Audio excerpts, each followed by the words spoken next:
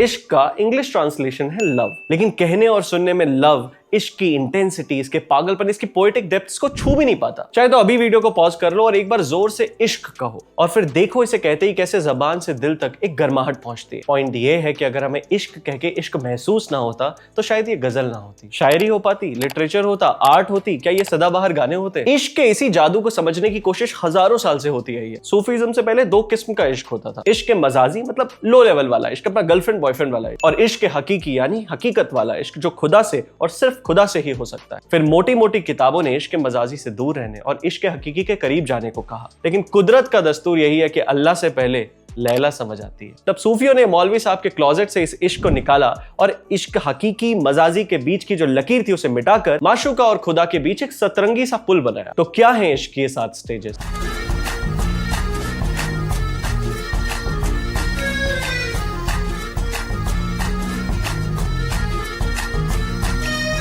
आज का डिकोड मेरे लिए बहुत स्पेशल है। आज हम सिर्फ इसमें इश्क की, सूफीज्म की या दिलसे की बात नहीं करेंगे, आज इसमें मेरी भी पर्सनल स्टोरी होगी और एक पैरेलल होगा कि कैसे ये सारी कहानियां उन 7 स्टेजेस से होकर गुजरी। डिकोडिंग टुडे सतरंगी। और सबसे बुरी मुझे लगती है तुम्हारी आंखें, कितना भी मैं इनमें देखना चाहूं मुझे कुछ दिखता ही नहीं। अब बताओ मुझे पसंद क्या है? मुझे सबसे ज्यादा पसंद तुम्हारी ही आंखें, क्योंकि इनमें जितना भी मैं देखना चाहूं मुझे कुछ दिखता ही नहीं। तुम्हारे अंदर इतना कुछ छुपा हुआ है, मुझे वो बहुत पसंद है। और सबसे ज्यादा पसंद मुझे ये दूरी है, क्योंकि अगर ये दूरी ना हो तो तुम्हारे करीब आने का बहाना ना मिले।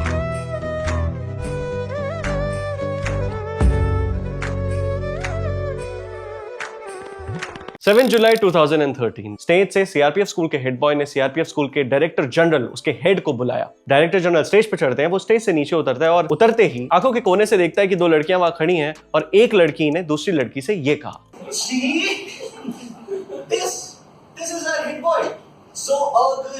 एक सेकंड, मुझे ऐसा कैसे कह दिया? मुझे बहुत गुस्सा आया, मैं पीछे मुड़ा और 2 बातें हुई। एक तो लड़की बहुत खूबसूरत थी और दूसरा थोड़ी डरी हुई थी। अचानक मेरा गुस्सा गायब हो गया और मेरे मुंह से निकला, I am so sorry for looking this way. अब प्लान बड़ा सिंपल था, सुंदर लड़की को गिल्ट दो और वहां से रफा दफा हो जाओ, जवाब सुनना ही नहीं है। कैसे बाबू कि अपने को अपनी शक्ल मालूम है, ज्यादा लॉजिक में नहीं घुसना है, इमोशनल और मॉरल विक्ट्री चाहिए। तो एज पर द प्लान मैं वहां से निकल गया, लेकिन आउट ऑफ द प्लान फिर ये हुआ कि फिर सारे रास्ते, सारी रात, सारे हफ्ते मेरे दिलो दिमाग में वो 10 सेकंड बिना मेरी मर्जी के लूप पर रिप्ले होने लगे। और अजीब सा हुआ कि ओरिजिनल जिंदगी देखने से ज्यादा मुझे 10 सेकंड का रिपीट टेलीकास्ट देखने में मजा आने लग गया। तो मालूम नहीं क्या हुआ है, लेकिन कुछ तो हुआ है, कुछ हो गया है। दिल का साया हम साया सतरंगी रे, मन रंगी रे। पहले जब शहर नहीं थे तो परवाना जंगलों में रहता था। तब घने जंगल में रात में वो चांद को एज ए रेफरेंस यूज करता था और अपने आप को उससे अलाइन कर लेता था ताकि डायरेक्शन न खोए। टाइम तो आगे बढ़ गया, परवाना वहीं रह गया। अब बरसों बाद कोई दिया, कोई बल्ब जल रहा होता है तो परवाने को लगता है यही तो मेरा चांद है। सारी रात बल्ब के कांच पर टकराता रहता है, उस दिए के आसपास फड़फड़ाता रहता है। ध्यान से देखोगे तो सतरंगी रे में शाहरुख खान का जो कैरेक्टर है अमर, वो काले कपड़ों में ही है, मतलब वो एक परवाना है। और परवाना क्या कहता है? कोई नूर है तू, क्यों दूर है तू, जब पास है तू एहसास है। इश्क का पहला स्टेप होता है दिलकशी यानी अट्रैक्शन, और ये वो स्टेप होता है जिसपे अगले को तुम्हारे वजूद का भी नहीं पता होता, लेकिन तुम अपने दिमाग में बहुत सारी कहानियां बुन चुके होते हो। इसलिए स्टार्टिंग के सीन में देखना कि अमर ही सिर्फ मोइना की तरफ देख रहा है, मोइना उसकी तरफ देख भी नहीं रही है। मोइना ने भी काले कपड़े पहने हुए, वो एक काली परछाई की तरह मूव कर रही है और अमर कितना भी चाहे उसे पकड़ने के लिए, जकड़ने के लिए, वो उसे पकड़ नहीं पाता, क्योंकि at the end of the day वो सिर्फ उसके दिमाग का एक ख्याल है। अमर के जेस्चर्स को देखो, वो कैसे उसे गढ़ रहा है, वो एक कहानी है, वो एक ख्वाब है जो सिर्फ उसके मन में है। कोई ख्वाब है या परछाई है सतरंगी रे। जैसे मेरे दिमाग में वो 10 सेकंड की रील, वो 10 सेकंड की मुलाकात पूरी फीचर फिल्म बन चुकी है। दिमाग के स्क्रिप्ट राइटर ने अलग अलग परम्यूटेशंस लिख दी हैं, सिनेमेटोग्राफर ने दिमाग के पर्दे पर उसे छाप दिया है और ऑस्कर विनिंग बीजीएम के साथ मन के मराठा मंदिर में तुम्हारी अपनी दिलवाले चल रही है। ये सब और उस लड़की को तुम्हारा अता पता भी नहीं है। फिजिक्स ये कहती है कि रेनबो की 7 लाइटों को अगर मिला दिया जाए तो वो व्हाइट लाइट बन जाती है। इसीलिए मोइना ने शायद व्हाइट कपड़े पहने हुए, क्योंकि अमर जब 7 स्टेजेस को पार कर लेगा, जब मिला देगा उन्हें, तब वो व्हाइट मोइनाओं से मिलेगी। ये पूरा सीन एक मिराज है, क्योंकि इस पार रेगिस्तान में परवाना तड़प रहा है, उसके बीच में ये दरिया है जो उसे उस पार नहीं जाने दे रहा, और उस पार क्या है? उस पार मिराज जैसी वो मोइना वाइट में खड़ी हुई है और पीछे उसके ठंडे ठंडे पहाड़ हैं, एकदम उससे ऑपोजिट। और ध्यान से मोइना को सुनो तो वो उसे ऑलरेडी एक वार्निंग दे रही। गालिब ने ये शेर लिखा कि इश्क पर जोर नहीं, इश्क है वो आतिश, इश्क वो आग है गालिब, जो ना तुम्हारे लगाए लगती है ना तुम्हारे फिर बुझाए बुझती है। तो मेरे कुछ महीनों में जेई थे, मेरे बोर्ड्स थे, तो मैंने अपने आप को प्रैक्टिकली समझा लिया कि भाई इन सब चक्करों में, मिराजेस, इल्यूजन्स में पढ़ने की जरूरत नहीं है, प्रैक्टिकल हो जाओ थोड़ा। सिर्फ 10 सेकंड की बात हो गया और उसमें भी उस लड़की ने तुम्हें बदसूरत कहा है, तो भाई हेड बॉय चप्पल खाएगा तो अच्छा नहीं लगेगा, है ना। एकदम क्रिस्टल क्लियर था मेरा दिमाग और मैं चलते हुए जा रहा था और तभी सामने से वो आ गई और फिर आंखों ने कुछ ऐसे छुआ, हल्का हल्का उन्स हुआ। दिलकशी में ना एक भोलापन है, एक सेंसलेस सी होप है कि ए अजनबी तू भी कहीं आवाज दे कहीं से, क्योंकि मैं यहाँ उन 10 सेकंड की मुलाकात वो कहीं इधर उधर देख लिया, उन टुकड़ों भरी यादों में जी रहा हूं। मगर उन्स यानी इन्फैचुएशन में लालच है, ग्रीड है, इंटेंसिटी है, ऑब्सेशन है। उस 10 सेकंड को 1 घंटा, 1 महीना, 1 साल, एक जिंदगी बनाने का ऑब्सेशन। ध्यान से देखो तो मोइना ने इसी पैशन ऑब्सेशन को दिखाने के लिए लाल कलर के कपड़े पहने हुए हैं और अब अमर उसे छू भी सकता है। तो हमने हाथ मिलाया, पीटीएम का दिन था उस दिन, तो बैठकर बातें करने लग गए। कब 3, 4, 5, 6 घंटे बीत गए पता ही नहीं चला। पहले उसने माफी मांगी और फिर बहुत क्लियरली ये बताया कि उसे सीधी सादी लड़की मत समझ, उसके ना 11 बॉयफ्रेंड रह चुके हैं, लेकिन अब वो खुद को बदलना चाहती है। और जाते जाते उसने मुझे एक सीक्रेट डायरी भी दिखाई जिसमें सुसाइडल टेंडेंसीज और सेल्फ हार्म के बारे में लिखा हुआ। इस सबके बीच मेरा left side of the brain कह रहा है कि भैया कहां फंस गए हो, ये क्या बकवास है। ये सेल्फ हार्म, ये सुसाइडल टेंडेंसीज, ये अंग्रेजी बोलने वाले एलीट बच्चों के चोचले होते हैं भाई, कुछ और नहीं होते। देखो इसकी मेरी दुनिया बहुत अलग है और क्लियरली इसके फंडे बहुत खराब है। और 12 बॉयफ्रेंड मतलब जिससे भी हाई बाय होता है वो इसका बॉयफ्रेंड बन जाता है क्या। लेकिन मेरा राइट ब्रेन जो उससे इन्फैचुएटेड था वो तो षड्यंत्र बना रहा है कि कैसे इन सब बातों का मैं ये कंक्लूजन निकाल दूं कि सुनो अब हमें और देरी नहीं करनी चाहिए, हमें ना एक हो जाना चाहिए, हमें ना इश्क में पड़ जाना चाहिए। ये सब वो सोच रहा है और ये भी कि कोई बोलते टाइम इतना सुंदर कैसे लग सकता है। तेरे जिस्म की आँच को छू दे ही मेरे सांस सुलगने लगते हैं, मुझे इश्क दिला से देता है, मेरे दर्द बिलखने लगते हैं। अगर आपने ध्यान दिया हो तो इश्क के 7 स्टेजेस में से इश्क भी एक स्टेज है। यही वो सूफियों की चालाकी है जो उन्होंने करी कि डिवाइन लव इश्क हकीकी में इश्क मजाजी का भी एक स्टेज डाल दिया। लड़की वाला प्यार हुआ है स्टेज 3, अरे खुदा तक का ही रास्ता है वो। स्टेज 3 में डाल के माशूका वाली मोहब्बत को भी लेजिटिमाइज कर दिया और खुदा से प्यार को सिर्फ एक इंटेलेक्चुअल कॉन्सेप्ट नहीं, एहसास पर लेके आए। और यही वजह है कि तुम तक छैया छैया ओ मेरे लैला को सुनकर अल्लाह की भी याद आती है और ला इलाहा इल्लल्लाह की भी याद आती है। तो अब बातें दो तरफा हो रही हैं, मोइना भी अमर को छू सकती है। इश्क होते ही विजुअली देखो तो परवाने को भी वो पीली आग लग रही है। अभी कुछ देर पहले ये पेड़ दिखाया था, इसमें कुछ हरे पत्ते थे, लेकिन अब वो पेड़ आग में, इश्क की आतिश में झुलस रहा है। और आशिक को बहुत मजे भी नहीं आ रहे, खुद को छुड़ाकर उसे दूर फेंकता है क्योंकि आग में जाते ही पतंगे की सांस फूल रही है, उसके दर्द बिलख रहे हैं, लेकिन इश्क उसे दिलासे दे रहा है। वो ऐसा मैनिपुलेटेड है कि खुद जाके दोबारा आग में कूद जाता है। इनफैक्ट बहुत इंटरेस्टिंग है कि सूफीज्म में पीला रंग इश्क को इसलिए भी दिया क्योंकि उस वक्त पीलिया का बुखार होता था जिससे जान चली जाती थी। फर्क इतना है कि जैसे ही मरीज को ये बुखार उतरता है वो दोबारा इसे अपने ऊपर चढ़ाना चाहता है, बड़ा लंबा लंबा सफर तय करेगा, वापस से आएगा और लपेट लेगा खुद को साथ में। कहते हैं राम नाम से दिल लगाओ, राम नाम से इश्क करो तो श्रद्धा जाग जाएगी। तो इश्क का अगला कदम होता है आकिदत या श्रद्धा। Eventually, as it turned out, officially, I was her 13th boyfriend.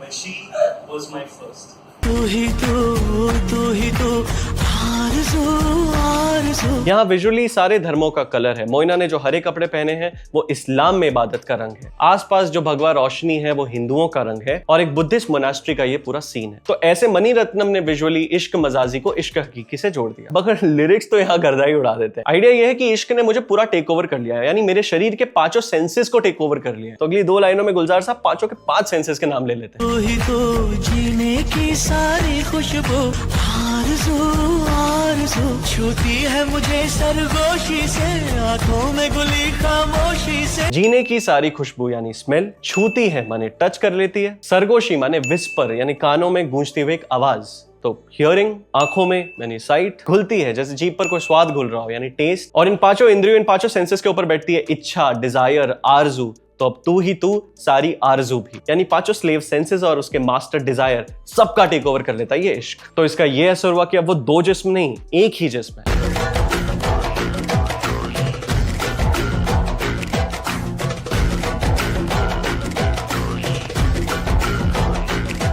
पहली स्टेज में दिलकशी हुई, फिर उन्स में आपने एक्शन लिया, वैसे ही पिछली स्टेज में आकिदत, श्रद्धा जागी और अब आप पूरी डिवोशन के साथ इबादत में लग गए। और क्या होता है इबादत में? मैं फर्श पे सजदे करता हूँ, कुछ होश में कुछ बेहोशी से।